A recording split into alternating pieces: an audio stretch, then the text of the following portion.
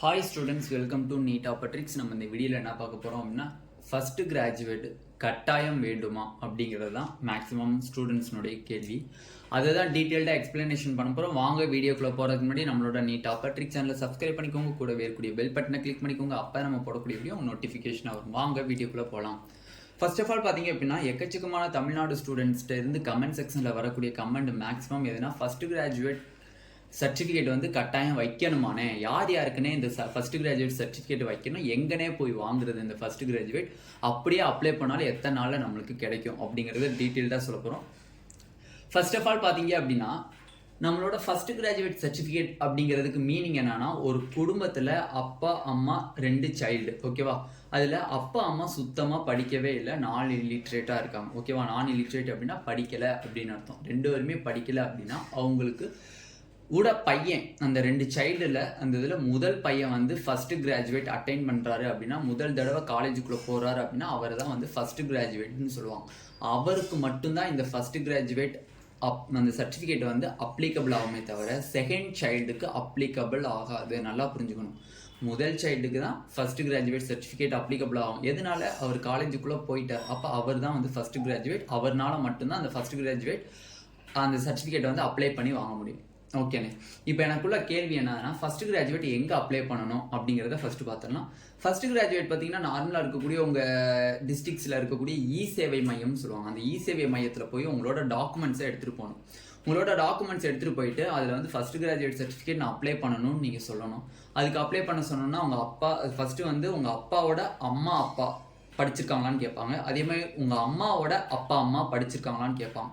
அதுக்கப்புறம் சைல்டுனுடைய அப்பா அம்மா படிச்சிருக்காங்களா, அடுத்து சைல்டுல ஃபர்ஸ்ட் பையன் யாராச்சும் இருக்காங்களா இல்லை செகண்ட் பையன் யாராச்சும் இருக்காங்களா அப்படிங்கிறத டீட்டெயில்டாக எழுதிக்குவாங்க. சப்போஸ் உங்கள் அப்பா அம்மா படிச்சிருந்தாங்க அப்படின்னா உங்களுக்கு ஃபர்ஸ்ட் கிராஜுவேட் கிடையாதுன்னு சொல்லிடுவாங்க, ஓகேவா? உங்கள் அப்பா வந்து நார்மலாக வந்து கிராஜுவேட் ஆகிருக்காங்க, காலேஜில் வந்து படிச்சிருக்காங்க, பிஎஸ்சி கம்ப்ளீட் பண்ணியிருக்காங்க, இல்லை வந்து நார்மலாக வேறு ஏதாச்சும் கோர்சஸ் கம்ப்ளீட் பண்ணியிருக்காங்க அப்படின்னா உங்களுக்கு ஃபர்ஸ்ட் கிராஜுவேட் இல்லைன்னு சொல்லிடுவாங்க, ஓகேவா?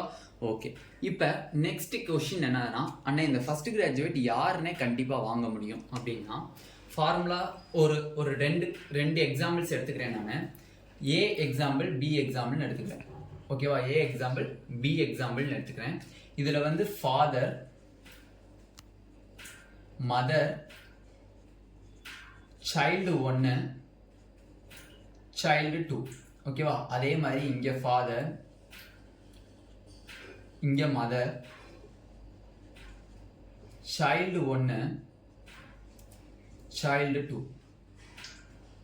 ஓகே, 2 எக்ஸாம்பிள் எடுத்துக்கிறேன்.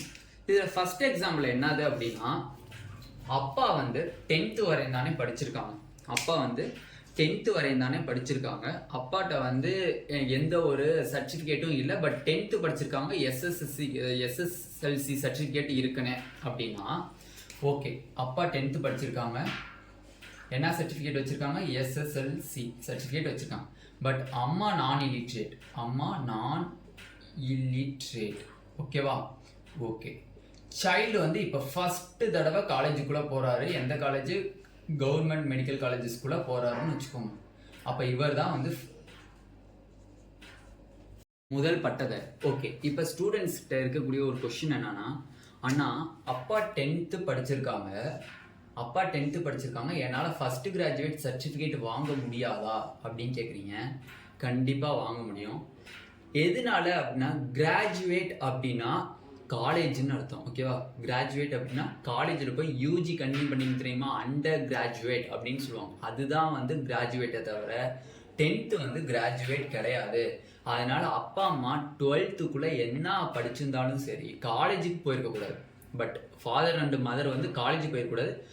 ஃபர்ஸ்ட் ஸ்டாண்டர்ட்லேருந்து 12th ஸ்டாண்டர்டுக்குள்ள எந்த கிளாஸஸ் படிச்சிருந்தாலும் சரி அவங்க கிராஜுவேட் கிடையாது. அப்போ அவங்களோட பிள்ளை நீங்கள் வந்து ஃபர்ஸ்ட் சைல்டாக இருக்கீங்க அப்படின்னா, நீங்கள் ஃபர்ஸ்ட் தடவை காலேஜுக்குள்ளே போகிறீங்க அப்படின்னா உங்களால் கண்டிப்பாக ஃபர்ஸ்ட் கிராஜுவேட் சர்டிஃபிகேட் கண்டிப்பாக வாங்கிக்க முடியும் உங்களால், ஓகேவா? ஓகே, நெக்ஸ்ட் பார்த்தீங்க அப்படின்னா இது வந்து ஃபர்ஸ்ட் எக்ஸாம்பிள் பார்த்தாச்சு. நெக்ஸ்ட் வந்து 2வது எக்ஸாம்பிள் வந்து பி, ஓகேவா? இதில் வந்து ஃபாதர் வந்து நான் இல்லிட்ரேட், ஃபாதர் வந்து என்னது? நான் இல்லிட்ரேட். மதர் வந்து என்னது? நான் இல்லிட்ரேட். ஃபர்ஸ்ட் சைல்டு வந்து காலேஜில் ஃபர்ஸ்ட் இயர் எம்பிபிஎஸ் படிக்கிறாங்கன்னு வச்சுக்கோங்க. ஃபர்ஸ்ட் இயர் எம்பிபிஎஸ் படிக்கிறாங்க. இப்போ இவர் வந்து செகண்ட் சைல்டு நீட் எழுதியிருக்காங்க, இவங்களுக்கு இப்போ சீட்டு கிடைக்க போகுது. பட் இவருக்கு ஃபர்ஸ்ட் கிராஜுவேட் வேணும்னு சொல்றாரு. ஓகேண்ணே. இப்போ ஃபாதரும் மதரும் நான் இல்லிட்ரேட்னா அவங்க எதுவுமே படிக்கல. பட் படிச்சிருந்தாங்கன்னா அப்படின்னா classes படிச்சிருக்கலாம், 7th 8th 9th 10th எது வேணா படிச்சிருக்கலாம். பட் கிராஜுவேட் அவங்க கிடையாது. அப்போ அவரோட பிள்ளை ஃபர்ஸ்ட் சைல்டு வந்து காலேஜில் ஃபர்ஸ்ட் இயர் MBBS படிச்சுட்டு இருக்காரு. பட் அவர் ஃபர்ஸ்ட் கிராஜுவேட் சர்டிஃபிகேட் வாங்கலை. சைல்டு ஒன்று வந்து காலேஜில் ஃபர்ஸ்ட் இயர் MBBS படிச்சுட்டு இருந்தாலும் கூட அவர் ஃபர்ஸ்ட் கிராஜுவேட் சர்டிஃபிகேட் வந்து வாங்கலை. இப்போ செகண்ட் சைல்டு கேட்குற கொஸ்டின் என்னன்னா, ஆனால் நாங்கள் வந்து ஃபர்ஸ்ட் கிராஜுவேட் சர்டிஃபிகேட் எங்கள் அண்ணனுக்கும் எங்கள் சிஸ்டர்ஸ்க்கும் நாங்கள் வாங்கலை, அதனால நான் வந்து செகண்ட் சைல்டாக இருக்கேன், நான் வந்து வாங்கிக்கலாமா, ஃபர்ஸ்ட் கிராஜுவேட் சர்டிஃபிகேட் வாங்கிக்கலாமான்னு கேட்குறீங்க. வாங்க முடியாது, நாட் எலிஜிபிள். ஓகேவா, நாட் எலிஜிபிள். அவர் வாங்கினாலும் சரி, சைல்டு ஒன்று வந்து ஃபர்ஸ்ட் கிராஜுவேட் வாங்கினாலும் சரி வாங்கலைனாலும் சரி, சைல்டு 2க்கு எலிஜிபிள் கிடையாது. எதற்கு? ஃபர்ஸ்ட் கிராஜுவேட்டுக்கு அப்ளை பண்ணுறது. எதனால? ரீசன் என்னன்னா, நீங்கள் வந்து அந்த ஃபர்ஸ்ட் கிராஜுவேட் சர்டிஃபிகேட் அப்ளை பண்ணுறதுக்கு ஒரு ஃபார்ம் தருவாங்க. அந்த ஃபார்மில் ஃபில்அப் பண்ணுவீங்க. அப்பாவோட அப்பா அம்மா, அம்மாவோட அப்பா அம்மா, அடுத்து அப்பா அம்மா, அடுத்து சைல்டு. அதில் வந்து என்ன போட்டுருவாங்க, சைல்டு 1ல் காலேஜ் ஃபர்ஸ்ட் இயர் படிச்சுட்டு இருக்காங்க. பார்த்தோன்னே சொல்லிடுவாங்க உங்களுக்கு VAO கண்டிப்பாக கேன்சல் பண்ணிடுவாங்கன்ட்டு. ஏன்னா குடும்பத்தில் யாருமே வந்து கிராஜுவேட் இருக்கக்கூடாது. கிராஜுவேட் இல்லைன்னா மட்டும்தான் சைல்டு 2க்கு நம்மளுக்கு வந்து என்ன தருவாங்க, அந்த ஃபர்ஸ்ட் கிராஜுவேட் சர்டிஃபிகேட் தருவாங்க. ஏன்னா எக்கச்சக்கமான ஸ்டூடெண்ட்ஸ் கேட்குறது இதுதான். சைல்டு 1 ஃபர்ஸ்ட் கிராஜுவேட் வாங்கலைன்னா அப்போ நான் வாங்கிக்கலாம்ல, எனக்கு உண்டுல அப்படின்னு கேட்டிங்கன்னா கிடையாது. ஏன்னா அவர் வந்து கிராஜுவேட்டாக ஆகிட்டார், காலேஜ் ஃபர்ஸ்ட் இயர்க்குள்ளே போயிட்டார். அப்போ நீங்கள் அந்த ஃபார்மில் ஃபில்அப் பண்ணும்போது காலேஜ் ஃபர்ஸ்ட் இயர் தான் நீங்கள் போட்டாகணும். அப்போ போடும்போது அவங்க சொல்லிடுவாங்க உங்களுக்கு வந்து கிடைக்காது ஃபர்ஸ்ட் கிராஜுவேட். VAO எடுத்தோடனே VAO தான் டிக் அடிக்கணும், அவங்களே வந்து கேன்சல் பண்ணிடுவாங்க. ஓகேவா. நெக்ஸ்ட் தேர்ட் கொஸ்டின் என்னன்னா சி. இதில் வந்து எக்கச்சக்கமான ஸ்டூடெண்ட்ஸ் வந்து ஆனால் நான் வாங்கி 4 இயர்ஸ் ஆச்சு, ஃபர்ஸ்ட் கிராஜுவேட் சர்டிஃபிகேட் வாங்கி 4 இயர்ஸ் ஆச்சு, 5 இயர்ஸ் ஆச்சு, அடுத்த 3 இயர்ஸ் ஆச்சு அப்படின்னு சொல்லி எக்கச்சக்கமான பேர் சொல்கிறீங்க. அதை திருப்பி ரெனியூவல் பண்ணணுமா இல்லை புது சர்டிஃபிகேட் எடுக்கணுமான்னு கேட்குறீங்க. அப்படிலாம் ஒன்றும் எடுக்கணும்னு தேவை கிடையாது. ஃபர்ஸ்ட் கிராஜுவேட் வந்து நீங்கள் ரெனியூவல் பண்ணணும், திருப்பி புது சர்டிஃபிகேட் எடுக்கணும் அப்படின்லாம் தேவை கிடையாது. ஒரு தடவை நீங்கள் வாங்கிட்டீங்கன்னா போதும். அந்த 5 வருஷத்துக்கு முன்னாடி நீங்கள் அந்த ஃபர்ஸ்ட் கிராஜுவேட் எடுத்திருக்கீங்க தெரியுமா, அது வந்து இப்போ செல்லுபடி ஆகும். இன்னும் 10 வருஷத்துக்கு அப்புறமும் செல்லுபடியாகும், இன்னும் 15 வருஷத்துக்கு அப்புறமும் செல்லுபடியாகும். அதனால் நீங்கள் புதுசாக வந்து நீங்கள் திருப்பி வந்து ஃபர்ஸ்ட் கிராஜுவேட் வாங்கணும்லாம் வாங்கிட்டு இருக்காதீங்க. ஓகேவா.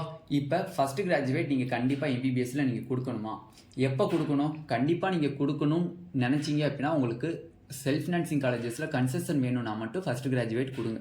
இல்லைன்னா எனக்கு கொடுக்க விருப்பம் இல்லை அப்படின்னா விட்டுருங்க. இன்னொன்று வந்து ஃபர்ஸ்ட் கிராஜுவேட் எப்போ கொடுக்கணும் அப்படின்னா, அப்பா அம்மா படிக்கலை, அப்பா அம்மாட்ட எந்த ஒரு சர்டிஃபிகேட்டுமே இல்லை, ஒரு சர்டிஃபிகேட் 10th படிச்சதுக்குரிய சர்டிஃபிகேட்டும் இல்லை, TC இல்லை, அடுத்து வந்து 12th சர்டிஃபிகேட் இல்லை, அம்மா இடையில படித்த 6th 7th எந்த ஒரு சர்டிஃபிகேட்டுமே இல்லை, அம்மா கை வெறும் கையாக இருக்குது. இப்போ நான் என்னென்ன பண்ணுறது, என்ன சர்டிஃபிகேட் வைக்கிறேன்னு கேட்டால் உங்களோட ஃபர்ஸ்ட் கிராஜுவேட் எடுத்து வாங்கி. ஏன்னா அப்பா அம்மாட்ட எந்த ஒரு படிப்புமே இல்லை, நான் இல்லிட்ரேட்டுன்னு போட்டு வாங்கிட்டீங்க அப்படின்னா ஃபர்ஸ்ட் கிராஜுவேட் நீங்கள் வச்சா மட்டும் போதும், வேறு எந்த சர்டிஃபிகேட் வைக்க வேணாம். ஃபர்ஸ்ட் கிராஜுவேட்னாலும் சரி, நோ கிராஜுவேஷன்னாலும் சரி, ஒரே மீனிங் தான். ரெண்டையும் போட்டு குழப்பிக்காதீங்க. நோ கிராஜுவேஷன் சர்டிஃபிகேட்னாலும் ஃபர்ஸ்ட் கிராஜுவேஷன் சர்டிஃபிகேட்னாலும் ஒன்று தான். அப்பா அம்மா படிக்கலேன்னு சொல்லி சர்டிஃபிகேட் வாங்குறதும், நீங்கள் படிச்சிருக்கீங்க முதல் பட்டதாரியாக நீங்கள் ஆயிருக்கீங்கிறதுக்கும் ரெண்டே மீனிங் தான். இந்த இது உங்களுக்கு கண்டிப்பாக நோ கிராஜுவேஷனாக பேசும், சரியா. அதனால் இது ஒரு தனி சர்டிஃபிகேட், அது ஒரு தனி சர்டிஃபிகேட்னு நீங்கள் வந்து பேச தேவையில்லை. பட் பேரண்ட்ஸ் டாக்குமெண்ட்டில் சர்டிஃபிகேட் 10th சர்டிஃபிகேட் இருந்தால் வச்சுக்கோங்க. இல்லை என்கிட்ட எந்த சர்டிஃபிகேட்டும் இல்லைன்னா ஃபர்ஸ்ட் கிராஜுவேட் சர்டிஃபிகேட் மட்டும் வைங்க, போதுமானது. ஓகேவா, எந்த ஒரு பிரச்சனையும் வந்துடாது. ஓகேவா. பட் நீங்கள் வைக்கணும்னு நினச்சிங்கன்னா வைங்க. செல்ஃப் ஃபினான்சிங்கில் வந்து 1.5 லட்ச ரூபா வந்து கன்செஷன் கிடைக்கும் ஃபர்ஸ்ட் கிராஜுவேட் வச்சிங்கன்னா உங்களுக்கு நல்லது. வைக்கலை அப்படின்னா உங்களுக்கு பெனிஃபிட் இல்லை தான். ஓகேவா. ஏன்னா செல்ஃப் ஃபினான்சிங்கில் 1.5 லட்ச ரூபா கம்மியாகிறதே பெருசு. ஓகேவா. ஓகே. இதில் டீட்டெயில்டாக ஃபர்ஸ்ட் கிராஜுவேட் சர்டிஃபிகேட் கட்டாயம் வேண்டுமா வேணாமான்னு படிச்சிருக்கோம். இதில் கட்டாயம் வேண்டும் தான் நம்ம சொல்லுவோம். கன்ஃபார்ம் ஃபர்ஸ்ட் கிராஜுவேட் கண்டிப்பாக வேணும். யாருக்கு வேணும், அப்பா அம்மா யாரும் படிச்சிருக்கக்கூடாது, நான் இல்லிட்ரேட்டாக இருக்கணும், நீங்கள் சைல்டு ஃபஸ்ட்டு சைல்டாக இருக்கணும், கண்டிப்பாக உங்களுக்கு ஃபஸ்ட்டு கிராஜுவேட் கிடச்சிடும். அப்பா அம்மா 10th படிச்சிருக்காங்க, சர்டிஃபிகேட் இருக்குது அப்படின்னா உங்களுக்கு வந்து பேரண்ட் சர்டிஃபிகேட்டில் நீங்கள் வச்சுக்கலாம். ப்ளஸ் எக்ஸ்ட்ரா அடிஷனுக்கு நீங்கள் உங்கள் கன்செஷனுக்கு இந்த ஃபஸ்ட் கிராஜுவேட்டையும் நீங்கள் வச்சுக்கலாம். ஓகேவா. அப்போ டீட்டெயில்டாக பார்த்து முடிச்சாச்சு. இந்த வீடியோ உங்களுக்கு பிடிச்சிருந்துச்சு அப்படின்னா நம்மளோட நீட் ஆப்பர்ட்ரிக் சேனலை சப்ஸ்கிரைப் பண்ணிக்கோங்க, கூடவே இருக்கக்கூடிய பெல் பட்டனை கிளிக் பண்ணிக்கோங்க. அப்போ தான் நம்ம போடக்கூடிய வீடியோ உங்களுக்கு நோட்டிஃபிகேஷன் ஆகும். உங்கள் ஃப்ரெண்ட்ஸ் எல்லாத்துக்கும் ஷேர் பண்ணிக்கோங்க. நம்மளோட டெலிகிராம் சேனலில் ஜாயின் பண்ணிக்கோங்க. மோர் அப்டேட் அதில் தான் கொடுப்பாங்க. வாட்ஸ்அப் குரூப்லேயும் ஜாயின் பண்ணிக்கோங்க. எக்ஸ்ட்ரா அப்டேட் ஃபுல்லாக அதில் தான் உங்களுக்கு வரும். Thank you students.